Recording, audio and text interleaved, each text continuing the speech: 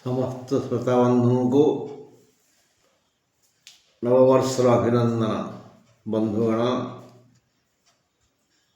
ଆମେ ଗତକାଲି 2026 ମସିହା ପାଇଁ 12 ରାଶିର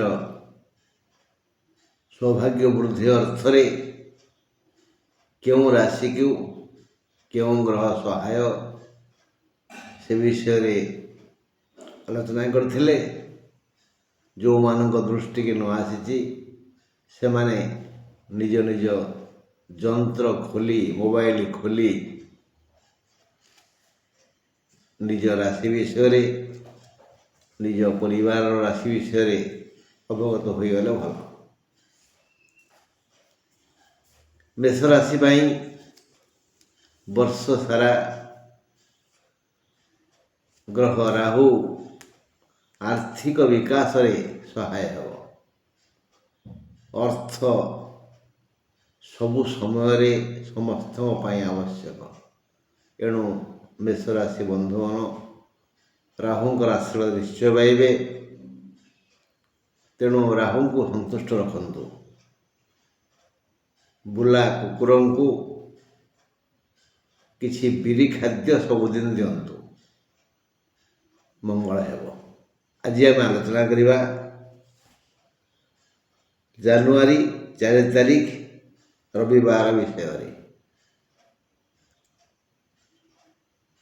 3 ଦିନ ଜାନୁଆରୀ 1, 2, 3 ସମସ୍ତେ ଟିକେ ମଜା କରନ୍ତୁ।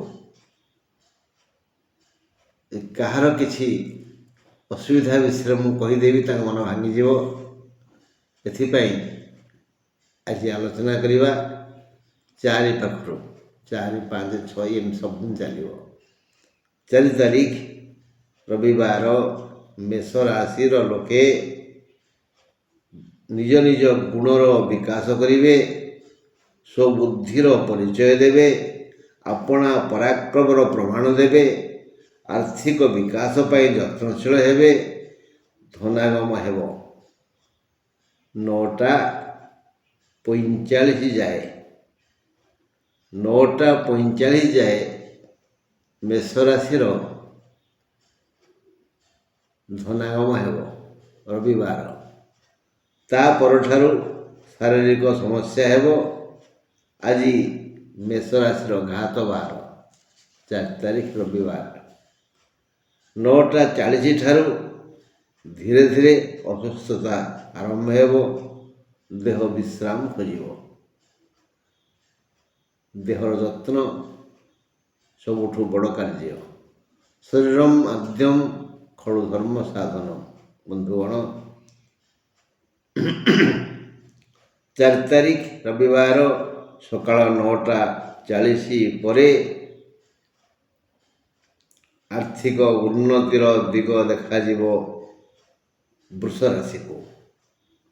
4 ତାରିଖ ରବିବାର ସକାଳ 9ଟା 40 ପରେ ଆର୍ଥିକ ଉନ୍ନତିର ଦିଗ ଦେଖାଯିବ ବୃଷ ରାଶିର ଲୋକମାନଙ୍କୁ। ବଢ଼ିଆ ରୋଜଗାର ହେବ। ରବିବାର ହେତୁ ଏ ଆୟରେ ବାଧା ଆସିପାରେ। ବୃଷ ହେଲେ ଶୁକ୍ର, ବାର ହେଲା ରବି, ତେଣୁ ଆୟ ବଢ଼ିଆ ହେବ। ବାର ରବି ହେତୁ ଟିକେ ବାଧା ସୃଷ୍ଟି ହେଇପାରେ। ମାତ୍ର ସକାଳ 9ଟା 43 ଯାଏ ଏଇ ଲୋକେ ଟିକେ ମନ ବିଚଳିତ ରହିବେ। କଳହ ଟିକେ ହେବ, ସାଧାରଣ କଜିଆ ହେବ, ଆଉ ସୁଖାଦ୍ୟ ମିଳିବ। 9ଟା 43 ଯାଏ, ସକାଳ 9ଟା 43 ଯାଏ ଟିକେ ଚୁପଚାପ ରହିଲେ ଭଲ। ନହେଲେ କଥା କଟାକଟିରୁ ଟିକେ କଜିଆ ହେବାର ଭୟ ଅଛି। 9ଟା 45 ପରଠୁ ଆର୍ଥିକ ବିକାଶ ହେବ, ଆଉ ମାନସିକ ଦ୍ୱନ୍ଦ୍ୱ ଦୂର ହେଇଯିବ। ମୁଣ୍ଡକୁ ସଦ୍ବୁଦ୍ଧି ଆସିବ। କେବଳ ମୁଁ ରୋଜଗାର କରିବି। 4 ତାରିଖ ରବିବାର ମିଥୁନ ରାଶି ପାଇଁ ସକାଳ 9ଟା 45 ଯାଏ ସମସ୍ତ ଲୌକିକ ଶାରୀରିକ ଓ ସାମାଜିକ ସୁଖ ମିଳିବ। ମିଥୁନର ଶୁଭ ଦିନ 9ଟା 45 ଯାଏ ବ୍ୟକ୍ତି ସମୁଦାୟଙ୍କୁ ଲୌକିକ, ସାମାଜିକ ଓ ଶାରୀରିକ ସୁଖ ମିଳିବ। ସବୁ ପ୍ରକାର ସୁଖ ଖୁସିରେ ଆନନ୍ଦ ବାଣ୍ଟିବେ। ପୁନର୍ବସୁ ନକ୍ଷତ୍ରର ଅଧିକ ଲାଭ ହେବ। ଆଉ 9ଟା 45 ପରଠାରୁ ଦେହ ସାମାନ୍ୟ ଅସୁସ୍ଥ ହେବ। କଳହ ବି ହୋଇପାରେ, କିନ୍ତୁ ଧନାଗମ ହେବ। 9ଟା 45 ପରେ ଟିକେ ଅସୁସ୍ଥ ହେବ। ସେତେ ଗୁରୁତର ନ ହୋଇପାରେ, କିନ୍ତୁ ଅସୁସ୍ଥ ହେବ। ଏହି ଅସୁସ୍ଥତା ଭିତରେ ବି ବ୍ୟକ୍ତି ସମୁଦାୟ ମିଥୁନ ରାଶିର ସେ ଧନାଗମ ପାଇଁ ଚେଷ୍ଟା କରିବେ, ଧନ ବି ଆସିବ। 4 ତାରିଖ ରବିବାର କର୍କଟ ରାଶିର ଲୋକେ ଆନନ୍ଦ ମୁଖର ସମୟ କଟେଇବେ। 9ଟା 40 ଠାରୁ 9ଟା 40 ପରେ ଆନନ୍ଦ ମୁଖର ସମୟ ଆସିବ କର୍କଟ ରାଶି ପାଇଁ। ସ୍ୱାସ୍ଥ୍ୟର ବିକାଶ ହେବ।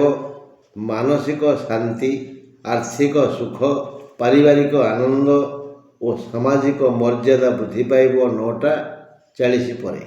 ମାତ୍ର ସକାଳ 9ଟା 40 ଯାଏ ଯାବତୀୟ ସମସ୍ୟାରେ ଘାଣ୍ଟି ହୋଇ ଦୁଃଖ ପାଇବେ। ବ୍ୟୟ ବଢ଼ିଯିବ, ଅସୁସ୍ଥ ଲାଗିବ, ମନ ଭଲ ଲାଗିବନି ଇତ୍ୟାଦି। କର୍କଟ ରାଶି ପାଇଁ 9ଟା 40 ପରଠାରୁ ସବୁ ପ୍ରକାର ସୁଖ ମିଳିବ।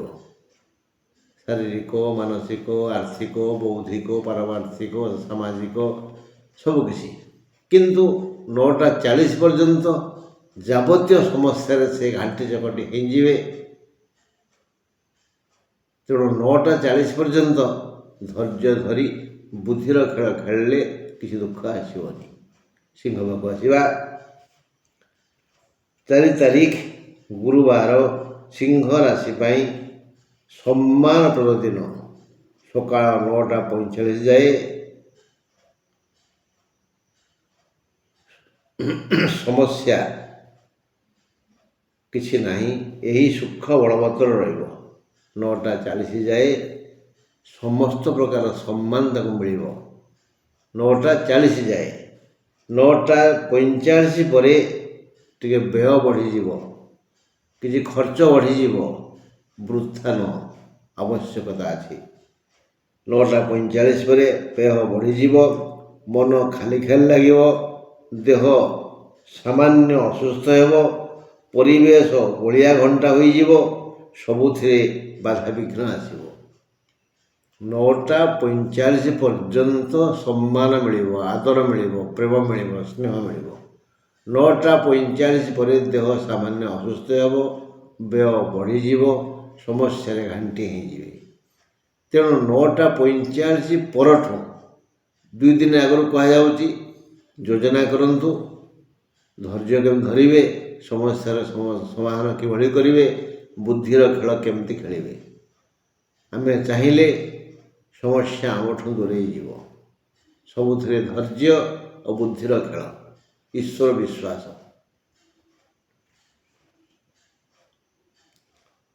4 ତାରିଖ ରବିବାର କନ୍ୟା ରାଶି ପାଇଁ କର୍ମରେ ସଫଳତା ଆସିବ।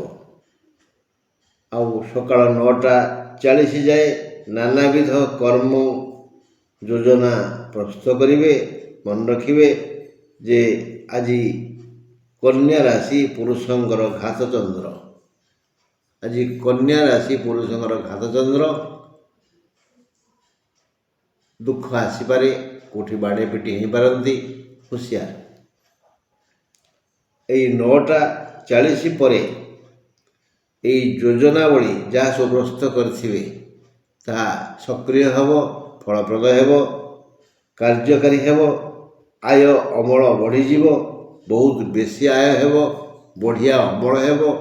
ମୋଟାମୋଟି ଭାବରେ କନ୍ୟା ରାଶି ପାଇଁ ସୂର୍ଯ୍ୟୋଦୟ ଠାରୁ ତା ପରଦିନ ସୂର୍ଯ୍ୟୋଦୟ ପର୍ଯ୍ୟନ୍ତ କୌଣସି ବାଧା ବିଘ୍ନ ସମସ୍ୟା ନାହିଁ। ମଣିଷ କ'ଣ ଟିକେ ହେଇପାରେ, ଦେବତା ନୁହଁ ନା। ଯାହା କିଛି ହଉ ମାର୍ଜିତ ସାମାନ୍ୟ। ସମସ୍ତ ବୃତ୍ତିଧାରୀ ନିଜ ନିଜ ବୃତ୍ତିରେ ପ୍ରସନ୍ନ ରହିବେ। ଆୟ ରୋଜଗାର ଅମଳ ଭଲ ରହିବ, ଦେହ ଠିକ୍ଠାକ୍ ରହିବ, ଖାଦ୍ୟପେୟ ଠିକ୍ଠାକ୍ ହେବ। 4 ତାରିଖ ରବିବାର ତୁଳା ରାଶି ପାଇଁ ସକାଳ 9:40 ପରଠାରୁ କର୍ମଠ ଯୋଗ ଅଛି। 9:40 ପରଠାରୁ କର୍ମଠ ହେବେ। ଯେତେ ଅଳସୁଆ ହେଲେ ବି ତାଙ୍କ ମନ ମସ୍ତିଷ୍କ ଅସ୍ଥିର ହେବ, ମୁଁ କିଛି କାମ କରିବି, କର୍ମଠ ହେବେ। ବିଧାତା ସମସ୍ତଙ୍କ ପାଇଁ କର୍ମ ଯୋଜନା ପ୍ରସ୍ତୁତ କରିଛନ୍ତି। ସ୍ୱକର୍ମ ପ୍ରତି ଆଗ୍ରହ ପ୍ରକାଶ କରି କର୍ମରଙ୍କ ହୋଇ କର୍ମ କ୍ଷେତ୍ରକୁ ସରସ ସୁନ୍ଦର କରିବା ପାଇଁ ସମସ୍ତେ ଚେଷ୍ଟା କରିବେ। ଫଳରେ ଏହି ତୁଳାରାଶି ଲୋକମାନଙ୍କୁ କର୍ମ କ୍ଷେତ୍ରରୁ ଧନ, ମାନ, ଆଦର, ସ୍ନେହ, ସୁଖ, ଶାନ୍ତି ଆଦି ମିଳିବ। ସୁତରାଂ କୁହାଯାଏ, କାମ ନ କଲେ ଖାଇବା ବନ୍ଦ। ଏଥିପାଇଁ ମୁଁ କହିଛି, ଅଳସୁଆ ବି ଆଜି କାମ କରିବ। ଆଜି ଯିଏ କାମ ନ କଲା ତୁଳାରାଶି ଲୋକଙ୍କୁ, ତାର ପେଟ ଆଜି ପୁରିବନି। 2 ଦିନ ଆଗରୁ କହିଛି, ରବିବାର ଦିନ ଟିକେ ଆଳସ୍ୟ ତ୍ୟାଗ କରି କାମ କରନ୍ତୁ। ବଢ଼ିଆ ଭୋଜନ ମିଳିବ, ବଢ଼ିଆ ରୋଜଗାର ହେବ, ସମସ୍ତେ ସ୍ନେହ ଆଦର କରିବେ। ବାସ୍ 9:40 ଯାଏ ହୁସିଆର। ତୁଳାରାଶି ଲୋକେ 9:40 ଯାଏ ଅପମାନ ଯୋଗ ଅଛି, ଏଣୁ କର୍ମରେ ଅଶାନ୍ତି ଲାଗିବ। 9:40 ଯାଏ ଜଗି ରଖି ଚଳିଲେ ସବୁ ଦିଗରୁ ଭଲ, ନହେଲେ ଅପମାନିତ ହେବେ। 9:40 ତ ଏବେ ଗଡ଼ିଯିବ ନା, ଶୀତ ଦିନ, ଚୁପଚାପ ରହିବେ, କାହା ସାଙ୍ଗେ ଟିକେ ଖିଟଖାଟ ହେବେନି। ଆଉ ହେଲେ ଅପମାନ କାହିଁ ଲାଗିବ? ଲାଗିବନି ନା। 4 ତାରିଖ ରବିବାର ବିଛା ରାଶି ପାଇଁ ଆଦୌ ଶୁଭ ଦିନ ନୁହେଁ। ବିଛା ରାଶି ପାଇଁ କୌଣସି ପ୍ରକାରରେ ଶୁଭ ନାହିଁ। ସକାଳୁ 9:40 ଯାଏ ପୂର୍ବ ଦିନର ବ୍ୟାଧିରେ ପୀଡ଼ିତ ରହିବେ। ମାନେ ଶନିବାର ବି ସେମାନେ ରୋଗାଗ୍ରସ୍ତ ହେବେ, ରୋଗାକ୍ରାନ୍ତ ହେବେ। ଆଉ ରବିବାର 9:40 ଯାଏ, ତା ପରଠାରୁ ଏ ପୀଡ଼ା, ଦରଜ, ବିନ୍ଧା, ଜ୍ୱର ଯାହା କିଛି ହେଇଥିବ ତା ଧୀରେ ଧୀରେ କମି ଆସିବ। ମନ ଟିକେ ଦୁର୍ବଳ ହେଇଯିବ, ମନ ଜୋର ଭାଙ୍ଗିଯିବ। ଭାବି ଚିନ୍ତି ଜଗି ରଖି ଚଳିବାକୁ ପଡ଼ିବ। ଆଘାତ ଆସିପାରେ, ବ୍ୟସ୍ତ ବିବ୍ରତ ଲାଗିପାରେ, ଅପମାନିତ ହୋଇପାରନ୍ତି। କାହା ସହ ବାକ୍ ବେତଣ୍ଡା ନ କରି ଚୁପଚାପ ରହିଲେ ଭଲ। ସକାଳ ପହରୁ 9:40 ଯାଏ ଅସୁସ୍ଥତା, ତାପରେ ଅପମାନ ଯୋଗ। ଆଉ ମନ ଦୁର୍ବଳ ହେଇଯିବ ତ, ମନ ଯଦି ଠିକ୍ଠାକ୍, ସବୁ କାମ ଠିକ୍ଠାକ୍। ତେଣୁ ବିଛା ରାଶି ପାଇଁ ଟିକେ ରବିବାରଟା ଭଲ ନୁହଁ। ବିଛା ରାଶିର ସମସ୍ତ ବ୍ୟକ୍ତି ନିଜ ବୁଦ୍ଧି, ବିବେକ, ଜ୍ଞାନ, ଧର୍ମକୁ ଭରସା କରନ୍ତୁ, ମଙ୍ଗଳ ହେବ। 4 ତାରିଖ ରବିବାର ଧନୁ ରାଶିର ସକାଳ 9:40 ଯାଏ ଶୁଭ ସମୟ। ପୂର୍ବ ଦିନର ଆୟ ରୋଜଗାର ଅମଳ ବଳବତ୍ତର ରହିବ, ମାନେ ବଢ଼ିଆ ଆୟ ହେବ। ଧନୁ କଥା କହୁଛି ନା। କ'ଣ କହିଲେ? ବିଛା ରାଶି। ବିଛା ରାଶିରେ ମହିଳାମାନଙ୍କ ପାଇଁ ଘାତଚନ୍ଦ୍ର, ପୁରୁଷଙ୍କ ନୁହଁ। ବିଛା ରାଶିର ମହିଳାମାନଙ୍କର ଘାତଚନ୍ଦ୍ର। ସେମାନେ ଟିକେ ହୁସିଆର ରହିବେ। ଦିନ ସାରା ବିଛା ରାଶି ମହିଳାଙ୍କର ଘାତଚନ୍ଦ୍ର। ଧନୁଙ୍କର ବଢ଼ିଆ ଆୟ ରୋଜଗାର ଅମଳ ଭଲ ହେବ। 4 ତାରିଖ ରବିବାର ଧନୁ ରାଶିର ସକାଳ 9ଟା 40 ଯାଏ ଶୁଭ ସମୟ। ପୂର୍ବ ଦିନର ଆୟ ରୋଜଗାର ଅମଳ ଭଲ ହେବ, ମାନେ ବଢ଼ିଆ ଆୟ ହେବ, ଧନ ଆସିବ।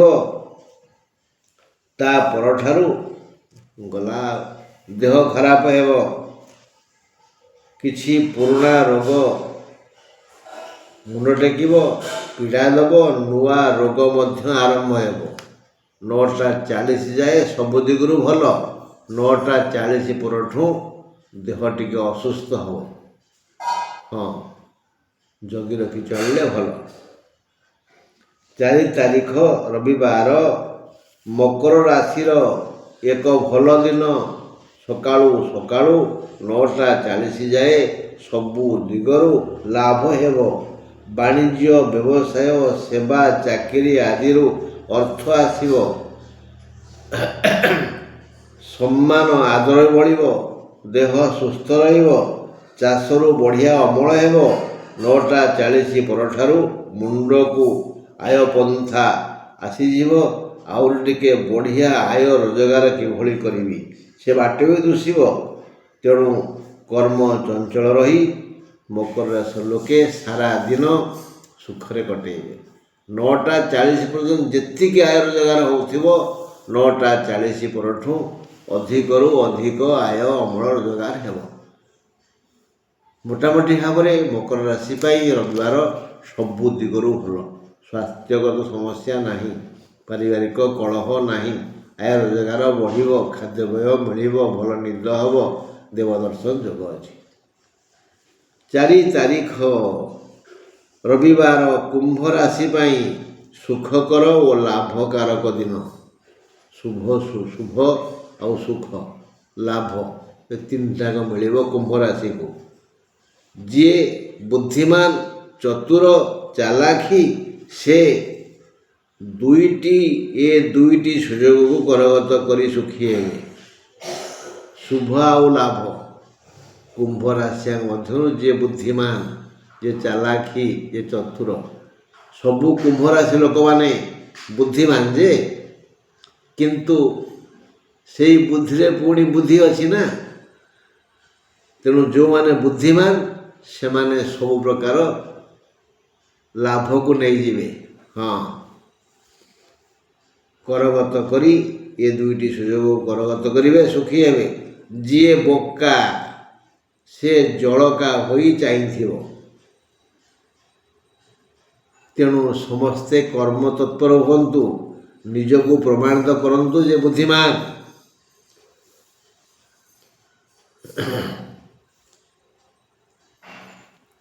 ସବୁ ସମୟରେ ସବୁ କ୍ଷେତ୍ରରେ ଯିଏ ବୋକା ସେ ଅସଫଳ ହୁଏ, ସେ ପଛରେ ପଡ଼ିଯାଏ। ଦିନ 9ଟା 40 ଯାଏ ଯାବତୀୟ ସୁଖ ମିଳିବ। 9ଟା 40 ପରଠାରୁ ସମସ୍ତ ପ୍ରକାର ଆର୍ଥିକ, ବୌଦ୍ଧିକ, ଲୌକିକ, କୌଳିକ, ପାରିବାରିକ, ପାରମାର୍ଥିକ ଲାଭ ହେବ। 9ଟା 40 ଯାଏ ଲାଭ ଆଉ ଶୁଭ। 9ଟା 40 ପରଠାରୁ ସମସ୍ତ କୁମ୍ଭ ରାଶିର ଜନତା ଚଳଚଞ୍ଚଳ ରହିବେ। ଇଏ ଶୀତ ତାଙ୍କୁ ଲାଗିବ ଖରାଦିନ ଭଳି। ସବୁ ଭୁଲି ଶାରୀରିକ ଯନ୍ତ୍ରଣାକୁ ଖାତିର ନ କରି ଶୀତର ଜାଡ଼ ମାଡ଼କୁ ସହ୍ୟ କରି ସେ ତାଙ୍କ କାମରେ ଲାଗି ପଡ଼ିବେ। ତେଣୁ ତାଙ୍କର ସର୍ବାଙ୍ଗୀନ ମଙ୍ଗଳ ହେବ, ଉନ୍ନତି ହେବ। ମକର ରାଶି ପରି କୁମ୍ଭ ରାଶିର ମଧ୍ୟ ଭଲ ଦିନ। 4 ତାରିଖ ରବିବାର ମୀନ ରାଶି ପାଇଁ ସକାଳ 9ଟା 40 ପରଠାରୁ ବଢ଼ିଆ ସୁଖ। 9ଟା 40 ଯାଏ ତାମାନେ ସୁଖ ନାହିଁ। 9ଟା 40 ପରଠାରୁ ବଢ଼ିଆ ସୁଖ ମିଳିବ। ନାନାବିଧ ଆର୍ଥିକ, ପାରିବାରିକ, ସାମାଜିକ, ସମ୍ମାନଗତ ସୁଖ ମିଳିବ। ଶାନ୍ତି ବି ବଳବତ୍ତର ରହିବ। 9ଟା 40 ଯାଏ ପୂର୍ବ ଦିନ ବ୍ୟାଧି କଷ୍ଟ ଦେବ। ଆମେ ରବିବାର ଆଲୋଚନା କରୁଛେ। ଶନିବାର ଠାରୁ ମୀନ ରାଶିର ଲୋକମାନେ ଟିକେ ଅସୁସ୍ଥ ରହିବେ। ତେଣୁ ଲେଖା ହେଲା ପୂର୍ବ ଦିନର ବ୍ୟାଧି ବି କଷ୍ଟ ଦେବ। 9:40 ଯାଏ 9:40 ପରଠାରୁ ତା ଧୀରେ ଧୀରେ ଉପଶମ ହେବ। ମନ ବୁଝିବ ମୁଁ ଆରୋଗ୍ୟ ହେଲିଣି, ମୋର ଏଣିକି କର୍ମ ଚଞ୍ଚଳ ରହିବା ଉଚିତ। କିନ୍ତୁ 9:40 ପର୍ଯ୍ୟନ୍ତ ଦେହ ମନ ଉଭୟ ଭଲ ଲାଗିବନି। ବନ୍ଧୁ, ଆମେ କାଲି ଆଲୋଚନା କରିଥିଲେ ମେଷ ରାଶି ଉପରେ ଯେ ରାହୁ ତାଙ୍କ ପାଇଁ ସହାୟ, ବୃଷ ରାଶି ପାଇଁ ବୃହସ୍ପତି ଓ ଶନି ସହାୟ ହେବେ, ମିଥୁନ ରାଶି ପାଇଁ କେତୁ ଓ ଶନି ସହାୟ ହେବେ, କର୍କଟକୁ ତାଙ୍କ ନିଜ କର୍ମ ଧର୍ମ ସହାୟ ହେବ, ସିଂହ ପାଇଁ ବୃହସ୍ପତି ସହାୟ ହେବେ, କନ୍ୟାକୁ ରାହୁ ସହାୟ ହେବେ, ତୁଳାକୁ ଶନି ଓ ବୃହସ୍ପତି କେତୁ 3 ଗ୍ରହ ସହାୟ ହେବେ, ବିଛାକୁ ବର୍ଷ ସାରା କେତୁ ସହାୟ ହେବେ, ଧନୁକୁ ବର୍ଷ ସାରା ରାହୁ ଆଉ ବୃହସ୍ପତି ସହାୟ ହେବେ, ମକରକୁ ବର୍ଷ ସାରା ଶନି କଲ୍ୟାଣ କରିବେ, କୁମ୍ଭକୁ ବର୍ଷ ସାରା ବୃହସ୍ପତି ଦୟା କରିବେ, ମୀନକୁ ବର୍ଷ ସାରା କେତୁଙ୍କର ଆଶୀର୍ବାଦ ଅଛି। ଏ ବିଷୟରେ ପୁଙ୍ଖାନୁପୁଙ୍ଖ ଆଲୋଚନା ଆମେ କରିଛେ। ଏବେ ଟିକେ ମନେ ପକାଇଦେଲି। ପୂର୍ବ ଦିନର ମାନେ ଗତକାଲିର ଭିଡ଼ିଓ ଦେଖିଦେବେ ଏବଂ ବୁଝିଯିବେ। ଆଜି ପାଇଁ ଏତିକି, ରହିଲି। ନମସ୍କାର। ଈଶ୍ୱର ଦୟା କରନ୍ତୁ। ଏଇ 26 ମସିହା ଆପଣଙ୍କର ସବୁ ସମସ୍ୟା ସମାଧାନ କରିଦେବ। ନମସ୍କାର।